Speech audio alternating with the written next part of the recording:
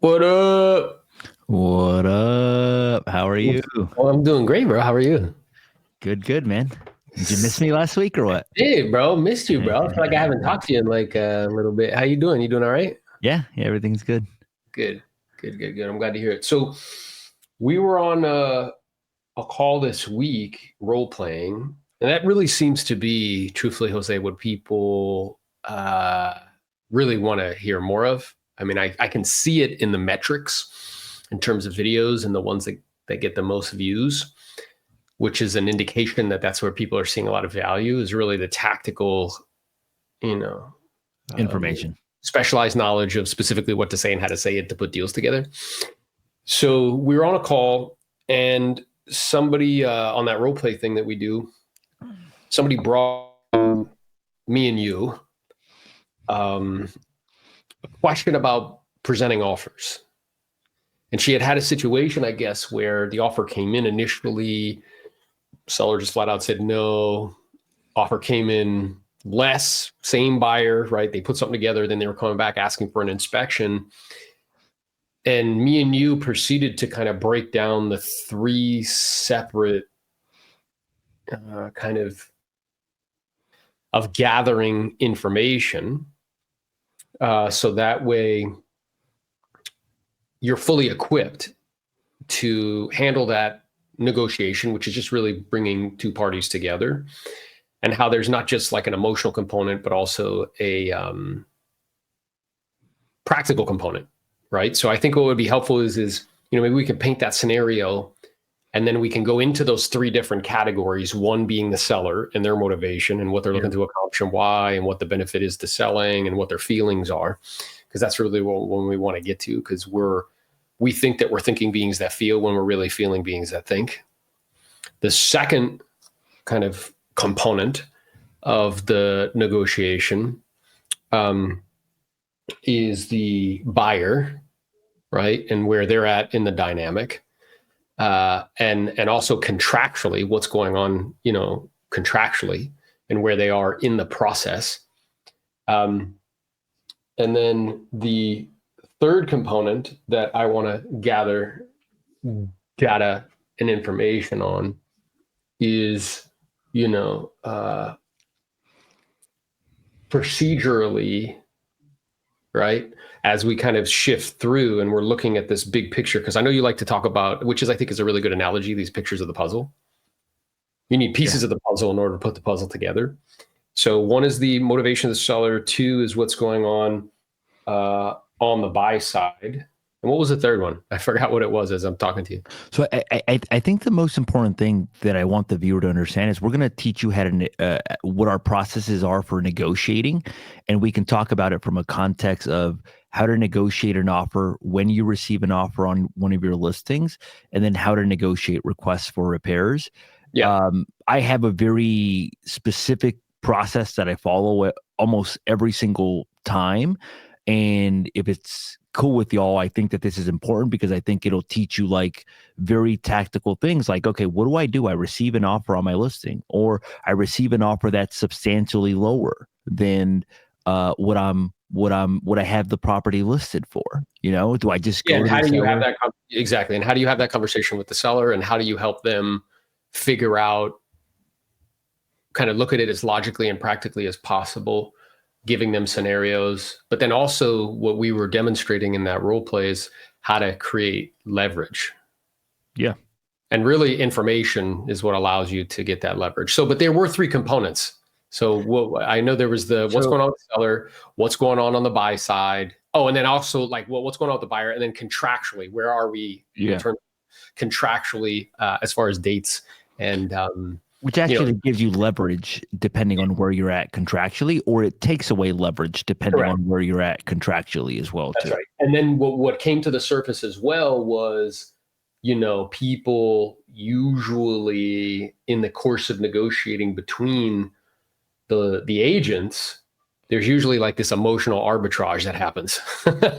Well, they'll try to drop like these little like doubt bombs, and because most agents, are kind of living deal to deal sort of thing, that emotion clouds logic. It actually causes you to be attached versus unattached, and you really need to be unattached in order to serve people at the highest level. So let's jump into that. Well, it's interesting. I'm reading this book by this camp guy. I can't remember his name, and it's the guy that taught the hostage negotiator how to negotiate. His last name is Camp, and he talks about like the first thing in negotiating is not having a neediness factor. Yeah. Which is our way of saying, we say it like don't be attached to the outcome, but it's the same thing. Same thing, neediness, basically. So the scenario was, she presented. She said, "Hey, here's a deal. We're listed at 2.8. We got an offer at 2.5 initially. They said no. They came back. We settled at 2.35. Now they did an inspection. They're asking for $50,000 bucks." Well, let's go from this context. So, like, let's say let's start it from like just to make it more broad versus that specific scenario. You receive an offer on your listing. What is the first step that you take, basically? Yeah. So I guess for me, and again, we're talking about this from a listing agent kind of perspective. Yeah. Perspective is I want to know very, very clearly the seller's motivation. Motivation stands for, like, if you break that word down, it's motive to take action. It's like a reason for doing something. And I need to be really, really clear on that, right? Because with a lack of clarity, it's ultimately going to end up impeding your ability to have that conversation with them in a way that causes them to take action, right? So it's not uncommon, and I know you know this, I'll have agents come to me and they'll get offers and maybe ask me a question. I'm like, well, why are they selling? They're like, well, they want to move. I'm like, why? And they don't even know. Like, they literally don't know. They're like, well, I don't know. I'm like, well, that's wild to me. Like, I need to know. So, and again, this happens you set this up by doing very thorough pre-qual. I'm doing a lunch and learn on Monday, specifically on the pre-qual and clearing the room by room. But questions around like motivation would be, hey, if you could refresh my memory, your home's lovely. It's in a great geographic area. I know you said you wanted to move till blank, right? And just so I'm clear, how would your life improve if and when you guys did make that move? What is the benefit to you personally in moving? Is it an option for you to not sell that home and still move? What would happen on the outside chance if we were still sitting here 6 months from now and it wasn't sold? Like, I need to be very, very clear on the reasons why and what their motivation is, because that helps me get to feelings. It helps me get to emotion, right? So we're not thinking beings that feel, we're feeling beings that think. And we think that the only reason somebody's going to do something is based on terms and conditions. Me and you have done this enough. I think 1,000 homes for you, 2,000 homes for me. That is not the main reason why people make decisions all the time. No. Right. So for me personally, I'm like, okay, what's their motivation? Then what I would have Carla do is she would put the highlights in the purchase sales agreement. So she's going to pull out the price, obviously, down payment, type of financing, inspection period, terms and conditions. Because those are the main part. Remember, like, we're not attorneys. We just fill in the blanks of these agreements that are provided for us. So those are the main things that they want to discuss. And then I would also then have a conversation with two other individuals. The first one is the buyer's agent. Yeah. I want to talk to them. Hey, really excited that we got an offer. Look forward to working with you. And I'm curious. I just had a couple quick questions for you, because I know our job is to put this together. It's not to keep it apart. So my intention asking isn't to be nosy. The more you're willing to share, the better equipped I am to, work together as a team so we can make this happen. So tell me a little bit about your buyer. Like, have you been shopping with them for a while? And just be quiet. I'm curious, have you guys made any other offers on properties? Quiet. If for some reason, let's say they're like, yeah, we did. Oh, and if you don't mind me asking, what happened? Well, we did an inspection. We couldn't come to a meeting of the minds. I see. And then I'm wondering, what is it about this one that causes them to, write an offer here versus something else? I know they have others to choose from. Hey, and have you spoke to the lender? Like, do you have any relationship with them? Like, I'm just going to dig and dig and dig. I want to know as much as I can about their motivation, why they like the property and that sort of thing.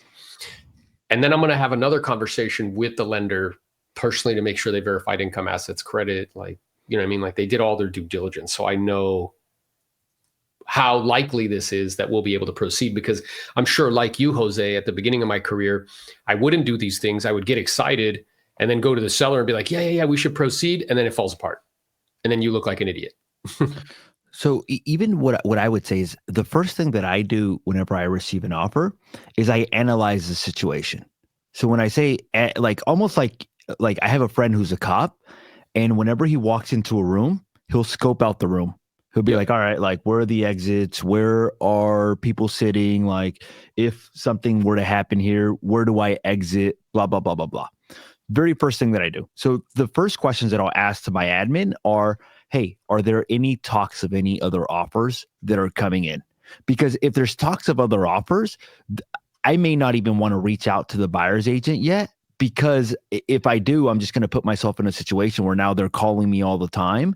And basically, there could be 3 or 4 offers, and that might not end up to be the best offer. So very first thing that I always do is I'll check a spreadsheet that we have. I'll be like, hey, have we followed up on every single showing that we've had? What is the feedback that we're receiving? And are there talks of any other offers?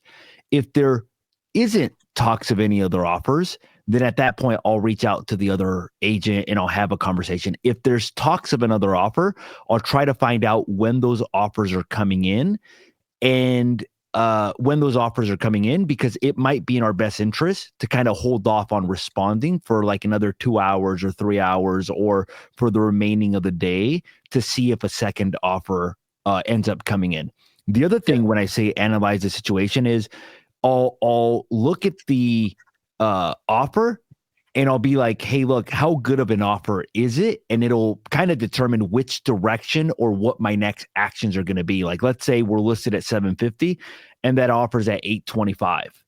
I'll be like, hey, like, is it likely that if we keep it on the market or if we wait for the other offers to come in, is it likely that we're going to beat that 825? Or is this like a smoking good offer that, hey, look, we need to respond ASAP because they have a expiration of their offer on the table? So very first step, I would say, is just before you even call anybody, is just like scope out the room and be like, okay, where do we stand on this?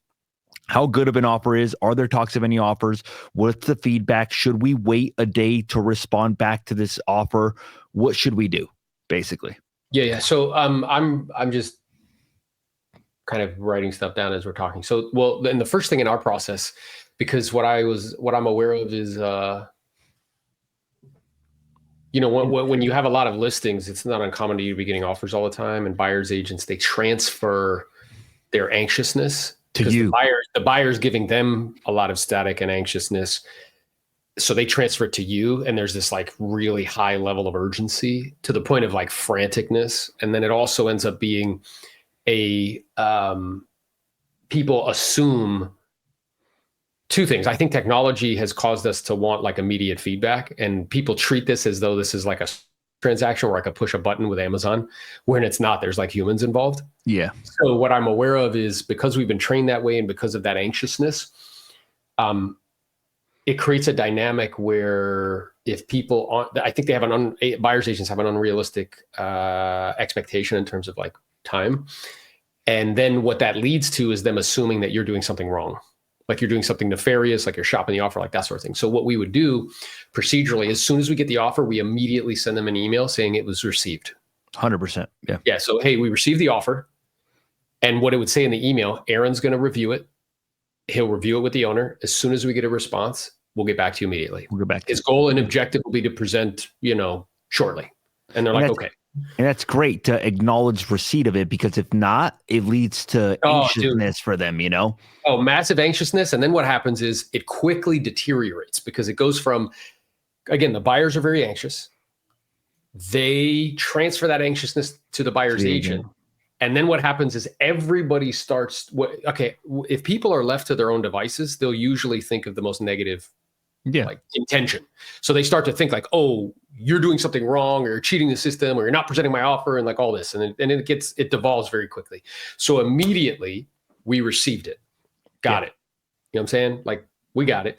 And then what you're saying, it's really like, because truth is truth. We're just articulating it in different ways. So like, but once we've sent the email, I got it. Now we start to analyze the situation. It's like, all right, how long have I been on the market? Have we had any other offers yet? Is there any talk of any other offers?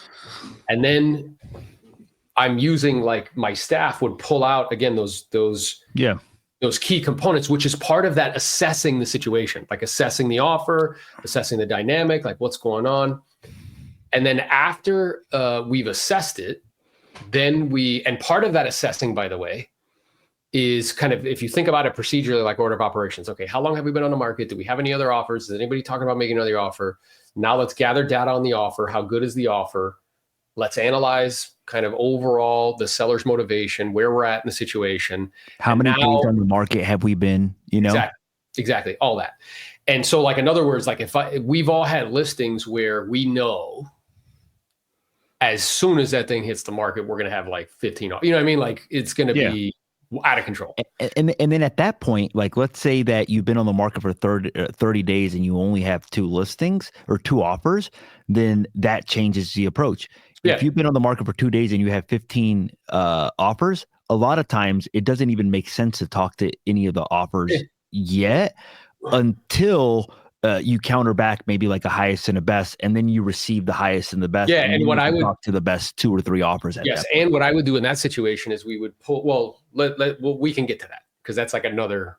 And then here's what we do. Aaron calls it like taking the most important things. We have a spreadsheet that we use where my admin goes on Excel, and everything that Aaron described, it's like buyer's agent's name, buyer agent company, phone number for buyer's agent, date, buyers' names, close of escrow date, purchase price, down payment, close of escrow, type of financing, inspection, appraisal, loan contingency, pre-approval letter confirmation, desk type underwriting approval, like all those things, right? All those things are on that spreadsheet. And the way you think about this, and I know my wife, every time I say this, she gets annoyed because she's like, Aaron, you're not a doctor. And I'm like, babe, I'm a doctor of selling.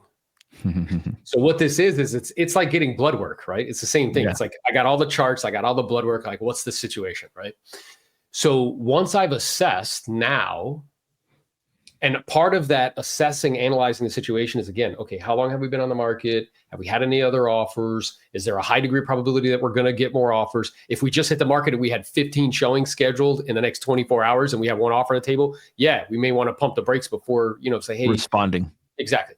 But we still need to acknowledge receipt because otherwise that'll get out of control. So all of that, and then I get that spreadsheet. I'm pulling out all the most important information. Now, let's say we do all of that, and it's not a situation where we're expecting multiple offers. It's only that one offer.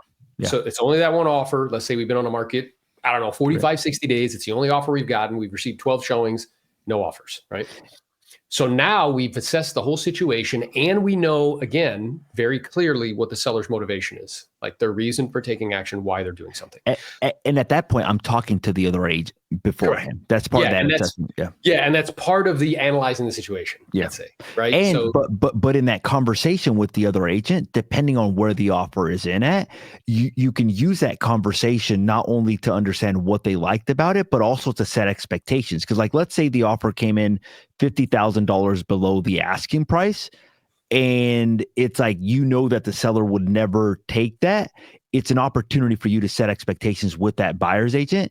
And so I'll ask a question sometimes, like, let's say it'll be 50K below, Aaron, and I'll be like, hey, look, like, to be quite honest, like, there's a model match that sold at 500,000. We're listed at 500,000. We're actually better condition. That sold less than a month ago. Like, we may be too far apart. Is it even worth countering back your offer? Exactly. Yeah. And I would say something similar, like, hey, our job is to put it together. It's not to keep it apart. Like, I'm, having looked at the market analysis, which I'm sure you have as well, because I know you do a lot of business. Like stroking the ego, you know what I'm saying? Flattery always works. It's like, we really price it to sell, and we have comps that are there. So I appreciate and respect the fact you guys came in where you came in at. Just so I'm clear, though, because our job is to put it together. It's not to keep it apart. Like, are you guys open to a counter, or is that, like, where are you guys at with that? And then just be quiet and see what they say. Yeah. And the reason I'll ask, is it even worth the counter? I get conversations from agents like, no, this is their highest and their best. I'll be like, hey, look, we might be too far apart. Is it even worth the counter? It's almost like to call out their bluff. And if I hear like something like, oh, no, please send us a counter, I know that there's wiggle room to come up. 100%. And I'll ask them in some cases, I'll say, hey, look, like, just from agent to agent, like, just to try to put the deal together, like, what do you think your client would actually do on like as an offer. Yeah. And they might be like, well, look, I had a conversation with them. They're looking to end up somewhere around 475, 480, somewhere around there. So now at that point, I've got a lot of information going back to the owner, basically. That's right. And you know how to have, and it informs the conversation with the owner. So I would say something like, hey, you know, our job is to put it together and not to keep it apart. And I know you're straightforward. I'm the same way too. Like me going back to the seller, like, where do you think your buyer, like, we need to be at in order to even come close to putting something together? And then just be quiet. And then they'll be like, well, I was thinking like this. You're like, okay, so now you're clear. And now that informs the conversation with the seller. And then let's say they say 475 and the list price is 500. At that point, I may say like, hey, look, like, to be honest, it may not even be worth countering back because we're still too far apart. The seller's expectations are at 500,000 or they're very close to the asking price. Like, should I even counter back? And then it'll tell me like, okay, like, yeah, 475 is their tops, or no, they really want it. They might be willing to do closer to the asking price as well too. I had that data now to be able to communicate with the owner. If 475 is really the highest, now I know basically what my conversation with the owner looks like versus if I think I can get them up to closer to whatever the owner's expectations are as well. That's right. So and this isn't, again, all of this data is important as far as preliminary work prior to having the conversation with the homeowner. Yeah. So let's say we gathered this data and now it's time to have the conversation with them. So, and by the way, I would have this stuff up in front of me as well. So that way, you know, I'm just like completely prepared. Again, if we use that physician analogy, like they're going to be looking at the charts, they're going to be looking at the blood work, you know what I mean?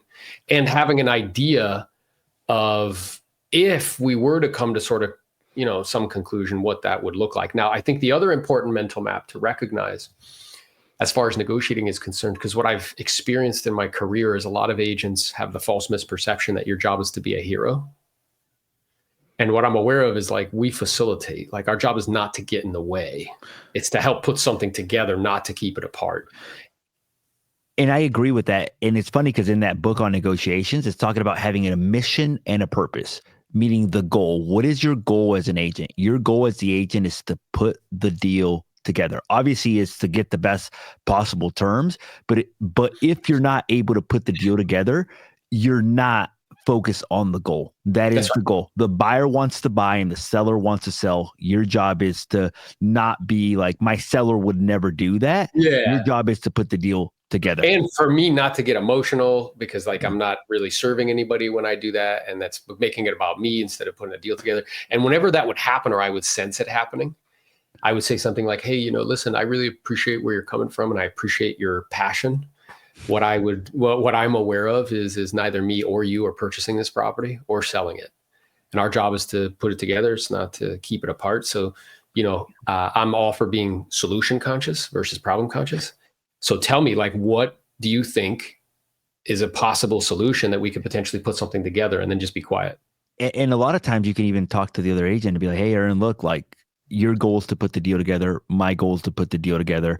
I almost feel like for whatever reason, we're not communicating in a way that allows us to accomplish the goal. I'm on your side. I want to put the deal together. So instead of like having different objectives, why don't we focus on the same thing and work together to try to put this together? That's right. Instead of being adversarial, let's just like work together. So, all right, good. So now it's time to present to the offer. Yeah. Yeah. I have this data in front of me. I have the offer in front of me. I have that list with all of the important bullet points in front of me. I also have a net sheet so I can see what the proceeds would be when it all shakes out, because they're going to ask. And then what I would do is I would reach out to him and say, hey, Jose, it's Aaron. I just wanted to give you a quick call and give you some exciting news, no matter what the offer is, no matter how much it is. I want to give you some exciting news, which is that as of right now, our marketing efforts are paying off, and we actually have a written, bona fide, qualified offer on the table. I'd like to go over it with you, provide you with your options, so that way you can decide what you feel is best. And I want to be clear, Jose, whatever you decide, I'm going to support you 100%, okay? Okay. So again, this is an exciting thing, no matter how much it is, right? Then I'm going to go over options and choices. We're going to review the offer. We'll go over options that you have, so that way you can make the decision that you feel is best for you and your family. Whatever you decide, I'll support you 100%. So right out of the gate, I forgot what you called it in the book that you're reading, but like I would call it like just being unattached to the outcome. Yeah. The neediness. Yeah. I'm like a low neediness, right? Like I'm just not attached. So whatever you decide is okay. And that's so helpful because what I have noticed is most agents, when they go into negotiation conversations, they're highly attached. The book is called Start with No, I believe. Got it. Yeah. So, yeah. And they're like, okay, it's like, yeah. So, the offer is written on an as-is contract, which means that the buyer has the right to do an inspection. They still may ask us for something, but we're not obligated to do anything. So we're kind of pre-negotiating that up front. They are putting about, $50,000 down, and they're doing, this type of financing. Just so you know, we did some due diligence. I spoke to the lender and they verified income, assets, and credit and already did DU underwriting approval. Are you familiar with what that means? No. And then I would explain it to them. Here's what that means. Da, da, da. So with a high degree of probability, we don't know these things for certain, but it doesn't seem as though this would be a reason why we weren't able to proceed. That seems to be in, good condition. They did an inspection period of 10 days, which is good. The default in the contract's 21, and they're not asking for any additional terms and conditions. So they're not asking for anything, kind of out of the ordinary. And ultimately, they made us an offer of $575,000. Now, notice I went over all the terms and conditions prior, and the last thing I tell them is the price. Right. And I might even pepper in there, which is like when I'm like, yeah, they're doing X amount of financing, which is good. Right. Because we see offers come in with like 3% down. So just demonstrates financial strength. They did the DU underwriting approval, which is also good. They want to close at this time frame, which I know fits within the time frame that you would like to make this move happen.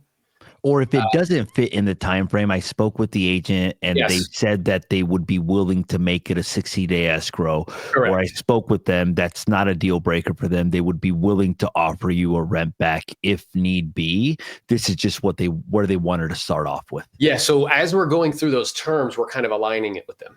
Right. Yeah. So it's like, yeah, dude, like, so this is, that's pretty good. And yeah, even though they're asking for a little bit longer closing period, I know that that's not preferable for you. So I checked with the agent. It's not going to be a deal breaker. They said that they would be okay, with shortening that to like 60 days. And let's say, for instance, they did put a 21-day inspection period, which in my opinion is a little too long. So we can always come back and ask them to shrink that a little bit. Oh, the loan commitment date, if the default in the contract's 31 days, they shortened that to 21, which again, we feel really good about. And there's no other additional terms and conditions. They're not asking for anything out of the ordinary. And ultimately, they made us an offer of $575,000. Now, when offers come in, Jose, we always have a few options that are at our disposal. And I'd like to review them with you again so you can decide what you feel is best. Whatever you decide, I'll support you, okay?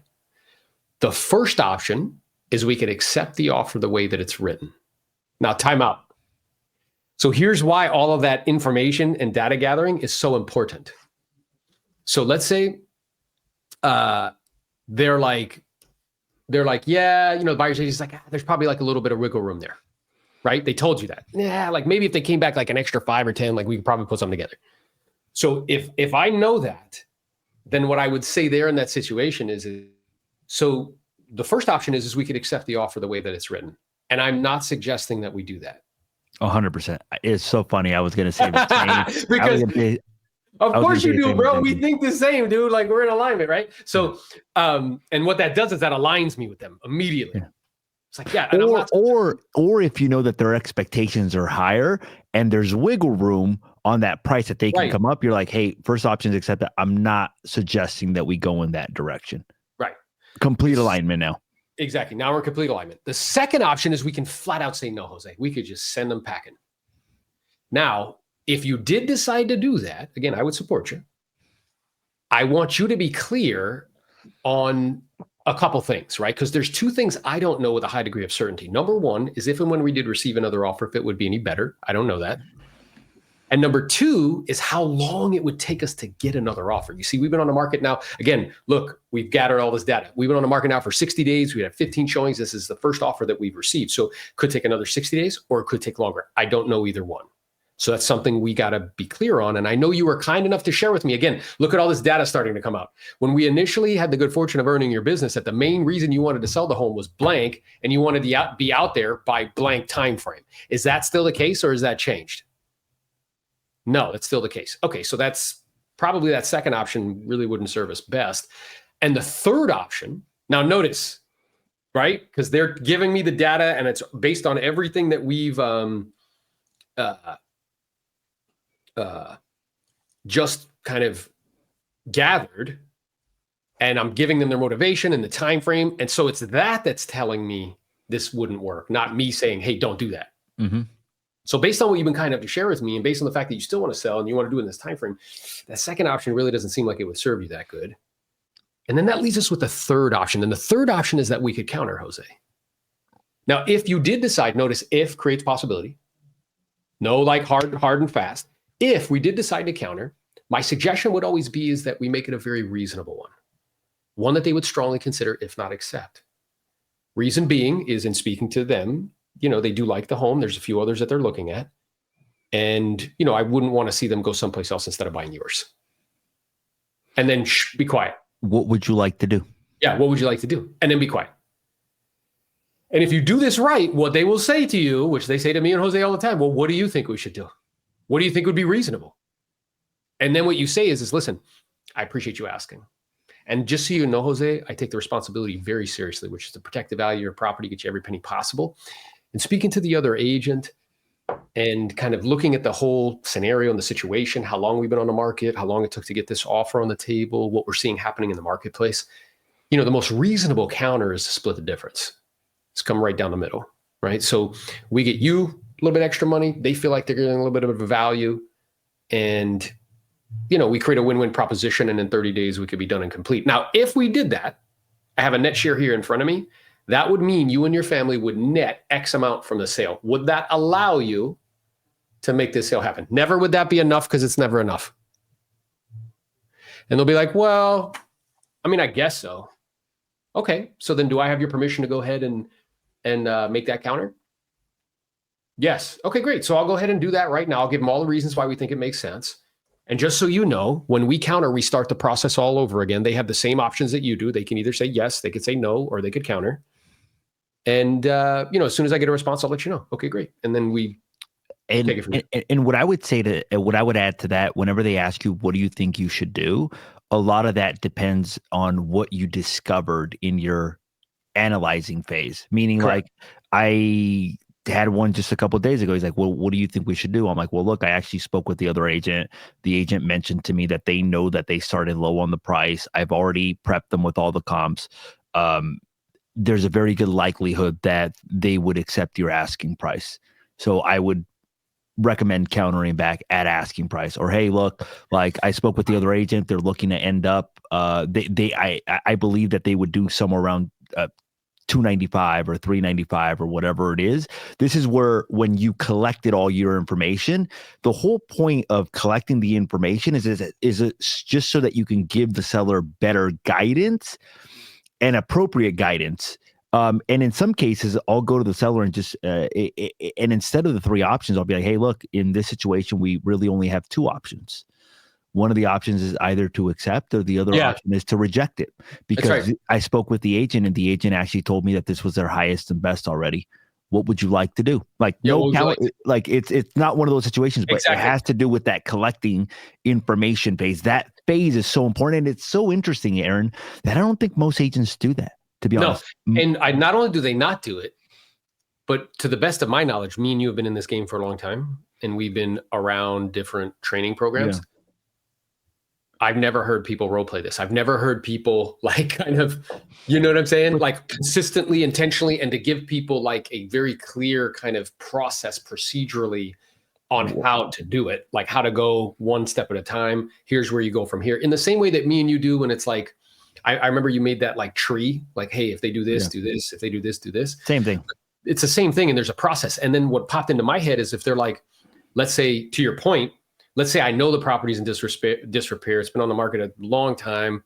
They want to sell it. Their motivation's high. We speak to the buyer's agent, and they're like, well, this is our best, man. So when I present it to the seller, I'm like, well, we have a couple options, to your point. like number one is we could accept it the way it's written. And truthfully, sellers that we work with that are in a similar situation with a property in disrepair, that is something that they do. And what that would mean is you guys would net this amount. Second option is we just say no. Now, if we did say no, I don't know two things with a high degree of certainty. Number one, how long it would take to get another offer. Could take weeks, could take months. Second is if and when we did receive another offer, if it would be any better. So based on what you're looking to accomplish, why, the time frame you'd like to make happen, and what do you think we should do? And let's say they start to hem and haw.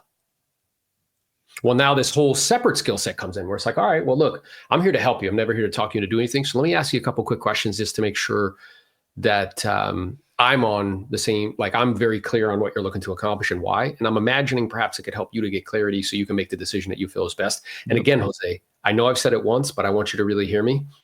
Whatever you decide is okay. I'll support you, okay?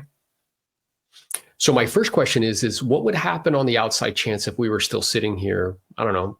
It took us 4 months to get this offer. What would happen on the outside chance if we were still sitting here 4 months from now and it still wasn't sold? What would that mean for you and your family? Well, it wouldn't be good. Okay. Meaning, yeah. And is it an option for you to not sell this home and maybe just like pivot and do something different, like hold on to it or rent it or, like do something else with it? It is, but I wouldn't want to go in that direction. Okay. And tell me a little bit more about that. Like, how come you don't want to do that? It doesn't make sense. I'm scared of California rent control, to be honest. I don't believe that I would do it. Not only that, but it's costing me money every month that the property is vacant, so like, no, it doesn't make sense for me to rent it at all. Okay. And then just so I'm clear, approximately how much per month is it costing you to kind of probably like $4,000 a month. Wow. So yeah, so let's just do the math on that real quick. 4,000 for, wow. So, I mean, it's basically cost you $16,000 in carrying costs. Is that right? Yeah. 100%. Yeah. So with that being said, being that it's not an option for you to not sell because of what you shared, and I'm in agreement with you, lots of investors are feeling the same way you are. And being that it's costing you $4,000 a month to carry, and being that we don't know how long it would take to get another offer, if it would be any better. Gosh, I mean, does it seem like it makes sense to like just send these people away, or does it seem like we should probably seriously consider this offer? Boom. Now, here's what I want to point out. So as you guys can see, we're walking. Can you guys see me, or am I frozen? As you guys can see, we're walking you guys through a process now. Yep. It's like step one, analyze, collect all the information. Step two, you speak with the other agent, depending on how many offers you have. If you have 10 offers, there's no need to speak to all 10 of them because it's very likely just going to be like a highest and a best counter offer, or selecting the best offers to be able to speak with them. Step three, you speak with your client. And then step four, you basically speak with your client to determine how they want to respond. And then the next step is, depending on if they accept, counter, or reject, it might be digging into the seller's motivation and understanding that motivation to be able to help them make a better decision if you get pushback on the counter or on the response on that. Yeah. And what came up for me is some people might perceive that as that like, oh, like you're like kind of pushing the seller. And it's like, well, what I'm doing is I'm helping them to make an informed decision, based on data, and really attempting them to help to get emotion out of the conversation, because emotion clouds logic. It clouds decision-making. So let's say you get an offer that's less and you had this expectation the whole time that you were going to get more. And unfortunately, through no fault of your own or mine, the marketplace is not allowing that to happen. Well, the emotion that's going to be associated with that is you'll be angry and maybe have like a little resentment towards the market or towards your uncle who told you not to sell it when you wanted to sell it, or like whatever. But that'll end up clouding your logic, right? It'll cloud reason. And it'll get in the way of them making a good financial decision. Another one that came up for me, like let's say they're pushing back and it's like, yeah, it's costing you $4,000 a month. I mean, I oftentimes find, Jose, if we can think about this as just like an asset, and let's say, because I know from the sale, if you sold it, you get like $350,000 from the sale. Well, let's say you owned an asset that was paying you $350,000, or excuse me, that was worth $350,000. And instead of putting $4,000 a month in your pocket, it was actually taking $4,000 a month out of your pocket. Under normal conditions, how many months would you allow that to happen before you called whoever it is that was the custodian of that investment and told them to sell it? So here's what I would say, like, let's go deeper into that. And I think this is one of the areas where you're like really an expert in, bro, like understanding the seller's motivation. So walk us through more of those examples of things that you would do to kind of like really understand what they're looking for and to be able to help guide them to help make a better decision. Yeah. And I think the critical component of that is, again, it's like this mental map or belief. I think there's agents that are listening to this when they hear me or you kind of start to have this conversation with the seller, start to think to themselves like, oh, well, like you're supposed to like fight for them and help them to get every penny possible. And you're supposed to like, which, yes, that's what we're doing. But what I'm also aware of is I wrote something down as we were speaking. I heard a quote one time that was really good. And it was this money manager who managed money for like high net worth individuals. Mm-hmm. And somebody asked him, what do you do? He's like, well, I actually don't manage people's money. And they said, what? He's like, yeah, I manage their emotions. Which was so insightful, because when the marketplace is going down, what does everybody do? They freak out and they sell. And when it's going up like gangbusters, they get greedy and they buy too much, right? So he's managing emotions. So the goal, there's two components here. One is to extract emotion, right, as much as possible. Have them focus on the logic, but then also kind of box them in to show them the distortion of their thinking. So like, let's say somebody's balking because they got that offer and it's the only one they've got and it's cash or whatever, and they want to close quick, but it's less than what they would like. So I would say something like, listen, I understand that your initial response to this is no. And in fact, if we do end up sending them away, it's perfectly fine. Like, I'm okay with that. What I'd like to do is just kind of ask a couple quick questions just so I'm clear and you could have clarity so you can make the decision that you feel is best. And again, whatever we come up with is perfectly okay. So I guess I'm wondering from your perspective, if you can refresh my memory, like why do you want to sell this home? I know you don't have to, but like, what would be the benefit to you personally? How would your life improve in some way? And they're going to start to talk to me. Well, this, and this. Now you want to keep digging. Okay, so let's say we do this, and this for you. What will that do for you? And they'll say, well, it'll be less stress and da-da-da. Okay, now let's say we do this and we get the less stress and all that. How would that make you feel, Jose? That would just be such a relief. Okay. And at this, now what did I get you connected with? Feelings. Yeah. At this stage in your life, Jose, how important is that to you? It's very important. Okay. So with that in mind, now let's look at the situation. And we have a few different data points, right? So notice the mixture of emotion. Now we're going back to logic. I've got you connected to the emotion very clearly because we're feeling beings that think, not thinking beings that feel. Yeah. Now we go to the emotion, which, and in my opinion, that's the correct order.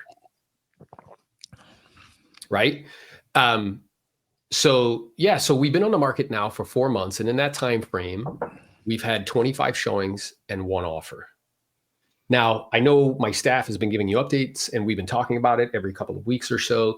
And we've gotten consistent feedback from the market. What has the marketplace consistently told us, Jose? That they don't like the busy road in the back, that basically the property needs work. Yeah.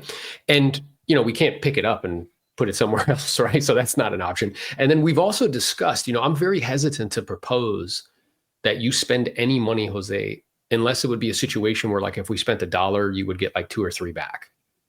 And based on the dynamics and based on what we would have to put into the property, that really doesn't seem to be a reasonable option to put capital in because it would just be like an exchange of money. So if we put like 100 in, we would get like 110 out, maybe. So that doesn't really seem to make sense, correct? Correct. All right. And then tell me again, like, because again, we're here to help. We're never here to twist anybody's arm. So is it an option for you to not sell the home and maybe do something else with it? No, it's not. Okay. Is it an option for you to rent it? I would prefer not to. And tell me a little bit about that. So whenever you get an answer, dig.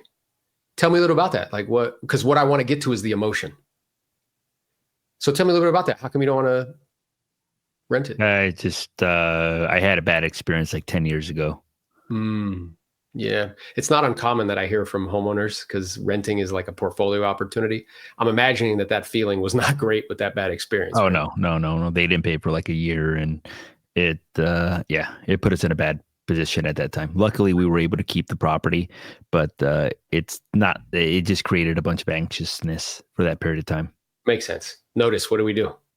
So first we're connecting with what he's going towards. The second thing is connecting what he's moving away from. Yeah. And it's like, okay, so I get that. And I understand your desire to get it sold. So we have a couple options at our disposal now. And again, whatever you decide is okay. The first option, Jose, is we can accept this offer the way that it's written. And truthfully, having heard the situation, the feedback, what our experience has been up until right now, that might make sense to do. At that amount, you would net this amount from the sale. Mm-hmm. Now, I'm imagining somebody like you, if you got that capital, and again, I'm not trying to be nosy, I'm just curious. If you did, let's say, sell the property and got that from the sale, if we accepted this offer and proceeded, what would you put that capital towards? Would you invest it in something else that produced cash? Would you pay down debt? Like, what would you do? Well, I need to pay off some debt. So, and that's why that number won't work for me, Aaron, because it won't allow me to do everything I need to do. Meaning that, like, I've got a other house that I'm looking to pay off. I need $400,000 from the other house. I've got some credit card debt. I got a home equity line of credit. So that's like an extra 200. So that's like 600,000. Like, this is going to net me like 575. Like, I'm like $25,000 short, which is why I need an extra $25,000. Yeah, I understand. And again, I appreciate your willingness to share. The more you're willing to share, the better equipped I am to provide you with information that could be helpful or useful in some way. And when I hear the word need, I'm aware that, I need air, water, food, and shelter. Most of what we say we need, we just want. So I understand in a perfect scenario, in a perfect world, you'd sell this property and just pay everything off. At the same time, if there was a scenario that you could sell this property, pay 95% of it off, and that other 5% you'd be able to pay off in the next 6 months, would that be something that you would be open to? Yeah, but the reality is I wouldn't be able to pay it off in the next 6 months. That's the whole point, Yeah. Well, let's think about this together as a team. So, and refresh my memory, how much is it costing you per month to leave it empty? $4,000. Okay. And you have been obviously coming up with the funds to do that for the last 4 months, right? Correct. Yeah. All right. So if we sold this property, that $4,000 a month, would be yours, correct? Correct. All right. So if we multiply that by 6, do you know what that equals, Jose? 24,000. That's right. So I understand, like, when we have an initial idea in our mind of the way it's going to look, that sometimes, that can cause us to resist another option or solution. What I'm interested in is really what your end goal is. I'm less concerned with how we get there. I'm more concerned that we get there. So I guess the question for you is which one has more value for you? Kind of getting this home sold, getting it done and complete, or having it weigh on you and us sit here for, because I don't know how long it would take to get another offer that's acceptable. Because if we wait another 4 months, you're going to spend another 16 grand anyway, just carrying it. Yeah. Does that make sense? It does. Yeah. All right. So, like, what do you think we should do then? Boom. Here's another thing that I wanted to kind of go over with people. Sometimes I feel like, especially newer agents, they have trouble presenting offers that are asking for some sort of credit. Yeah. As well too. Like, so like, let's say you're listed at 700,000 and somebody asks for 700 minus like a $10,000 credit. So a lot of the times sellers have a negative connotation when people ask for credits. They're like, well, why would I give them $10,000? Why would I pay for $10,000 of their closing costs? And it's almost like you have to reframe it in order to be able to put the deal together. So even when I'm presenting an offer, I'll say, look, they're offering you $690 on the property. I'll be like, the way that they structured it is they structured it in a way where it's an offer of $700,000 with a $10,000 closing cost credit. However, because they're asking for the closing cost credit, I'm not looking at it as a $700,000 offer. I'm really looking at it as an offer of $690,000. Now that we have the offer, we have the following 3 options: accept, reject, or counter. Now you can get creative with this. So like sometimes when I'm in the discovery phase, I'll ask the buyer's agents, I'll be like, hey, look, is this one of those situations where the buyer wants the credit or needs the credit? And they'll be like, well, they need the credit. I'm like, well, look, the seller's actually stuck on their $700,000 net. What if we structured it in a way where it's like we offer 710, but we gave you guys a $10,000 credit? And they'll be like, well, why would they offer you 710? It'll be like, well, look, you're really not offering me 710. You're really not offering the seller 710. You're really offering them 700 because you're asking for the $10,000 credit. It's a net offer of $700,000. So there's different ways of structuring deals.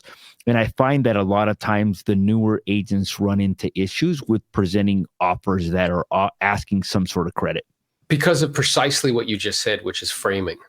Yeah, framing. Exactly. Right. So, and that made me think like I would do the same thing when I'd be like, yeah, we had the offer came in, like go over all the terms or whatever. They offered us, they are asking for a $10,000 concession. Right. And they made us an offer of a purchase and sales price of 700. So really this is a net offer of 690. Yeah. Now, whenever we have offers come in, we have three options at our disposal. First is we can say yes and just proceed.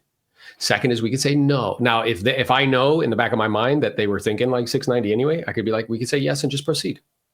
Second option is we could say no, send them away. Again, we need to be clear on, I don't know how long it would take to end their offer. If we do any better. The third is that we could counter. If we did decide to counter, my suggestion is we make it a reasonable one that they would strongly consider, if not accept. The reason being is, I know they have other homes to choose from and I wouldn't want to see them go someplace else instead of buying yours. So based on what you're looking to accomplish your why, based on what you value most and what's important to you and the time frame you'd like to make this happen in, what do you think we should do? And then be quiet. And then based on that, we can navigate. Yeah. And it's funny because I've had sellers that are like, no, I'm not offering any sort of closing costs credit. I'll be like, well, let me ask you this. Like, let's say that they weren't asking for closing costs, but instead of offering you 700 with 10 back, they just offered you 690.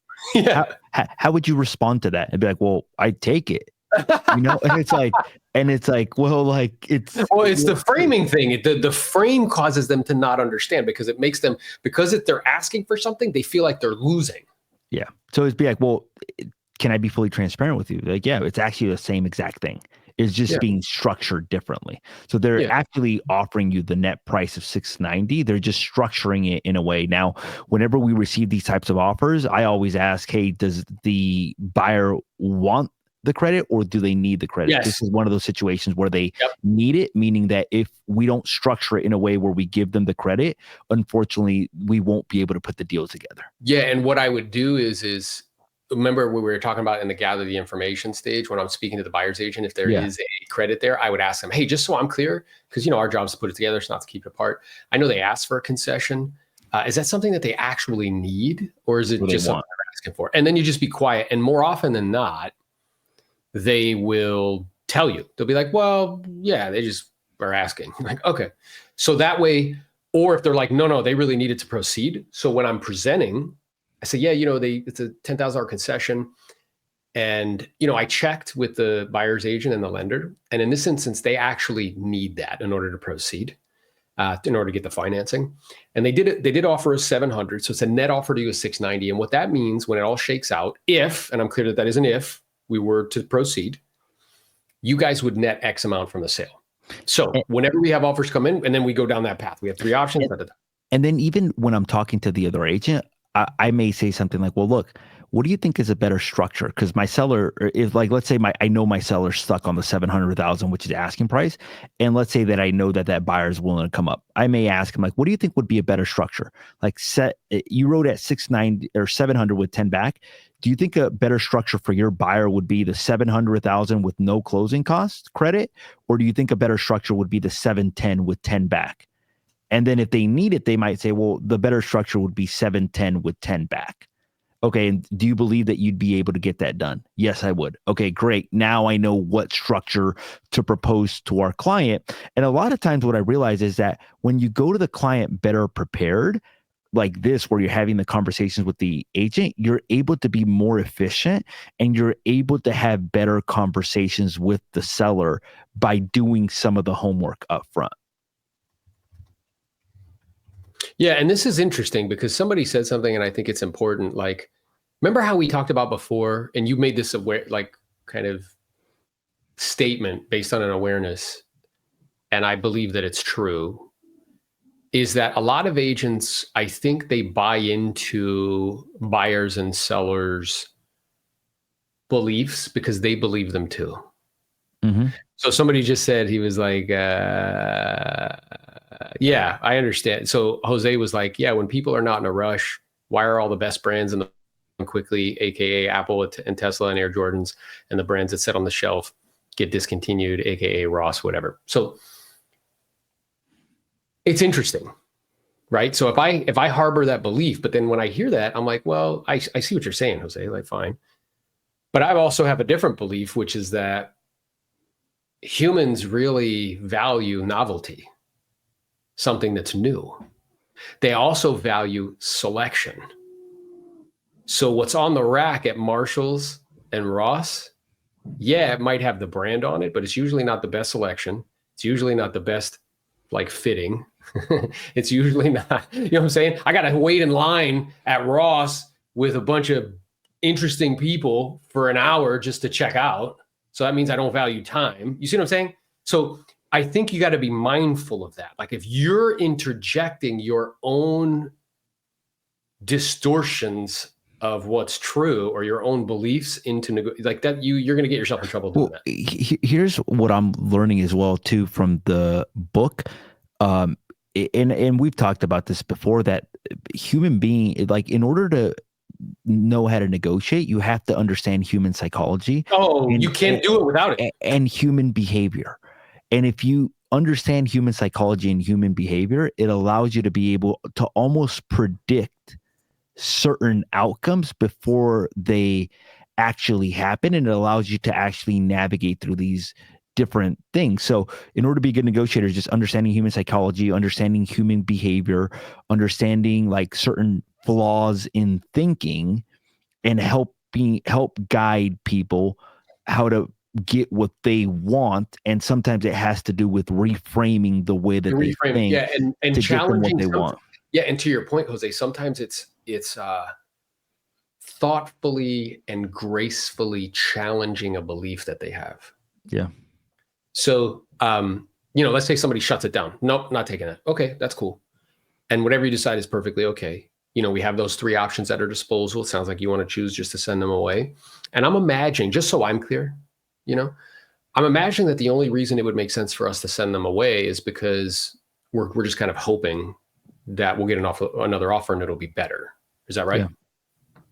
All right, well, let's look at that together as a team, because if that makes sense, then great, we'll do it. If for some reason we're seeing data that's conflicting that, then we may need to rethink the strategy. So right now on the market, there are 20 properties in your price point within 2 miles of where your home is. And I know you're aware of that because we sent you that information, right? Yeah. Do you know how many of those have sold in the last 60 days? No.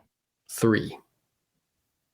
So I guess I'm curious, does that seem like an environment, Jose, where like stuff's selling like gangbusters and prices are going up dramatically? Or does it seem like one that has shifted actually where buyers have more leverage because there's just more supply? Yeah. Yeah. And with that being the case, I guess I'm wondering, what's the probability or likelihood that, if we do send them away, which is okay, if we do decide to do that, somebody will come along and pay us $50,000 to $100,000 more just because we want them to? Yeah, probably slim. Yeah. And again, my intention in sharing this with you is not about me being right. Instead, it's about you and your family and your guys' desire to get this home sold. Because can I share with you what really concerns me for you and your family? What? It's not uncommon that when offers come in, if they come in and it's not in alignment with expectations, people just flat out say no. At the same time, when do you think the highest level of interest we have on this property is? When we first put it on the market, or when it's been on the market for 120, 180 days? 100 now, yeah. Yeah, and what do you think happens with offers and the amounts as time progresses? Probably goes down. Exactly. So just by you saying that demonstrates that perhaps it makes sense to at least counter, right? To see what shakes out, because we never know what's going to shake out. Now, why am I suggesting that? Number one, because whatever they counter at, now I know for the next offer where they're at. Yeah? Yeah.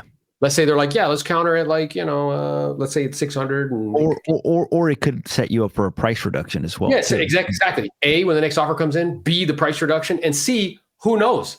Maybe you get close and you put something together. Yeah. And then all it comes down to is trying to bridge a gap as well, too, like some human behavior things that I've seen is that people will walk away from a deal sometimes for $5,000 or $10,000 because of emotion. And in some cases, when they're like $5,000 or $10,000 off, they may throw in the towel and be like, I don't want to sell anymore. And then list it 3 months later with a different agent because they think that you didn't do a good job. So if I'm that close, I am doing everything I can to try to bridge that gap, to try to bridge that gap.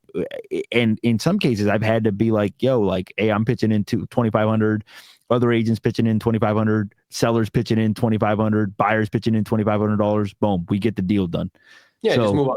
And move on, because a lot of it has to do with just understanding like what is probably going to happen. And there's been cases where I'm just like, dude, if this doesn't go into escrow or if we're not able to keep this together, it's basically like, so would I rather make $10,000 and get it closed out, or would I rather make $0 having already completed 80% of the work already? And I want all agents to be clear who are going to listen, who are listening to this now or watch, once it's posted. Me and Jose are not suggesting that's the rule. No. That is the exception. We've gone down every route. We've talked to each party, because what we've had happen is where they want a certain amount, and my transaction coordinator would go to the buyer's agent first to get it before they come to me, and I'm the last. Yeah, it's always like that. Seller, I've spoken to everybody. Now it's another assessment. Well, now it's another like looking at the whole picture. Okay, what's the situation with the seller? How difficult are they? What's the probability we'll get another offer? What's the probability we could get it to this place? How long do we have left in the listing group? Like all of that, then I make a decision. 100%. An executive decision. An executive decision, yeah. And then in some cases, I've had to do what I need to do to get it closed out, And I'm so glad that I have, because remember, it's all about like, okay, what's the goal? The goal, there's a gap. The goal is to bridge that gap to basically get the deal done. The mission and the purpose is, how can we get this deal done? And for those of you guys that don't know this, $10,000 is better than $0. I promise you that, 7 days of the week, every day, like $10,000 is way better than $0. So, all right, guys, I hope that this episode was helpful. I know that this is a topic that we haven't covered in the past. We're going to continue covering different tactical information and to help you guys learn different processes, systems, how to have different conversations to help you guys become better agents, do more deals, and produce more. That's what we do, team. Hey, Jose, if you got more questions about this, the other Jose who just asked, hit me up on Instagram and on Instagram. All right, team, let's go. Let's grow. Talk soon. Peace out.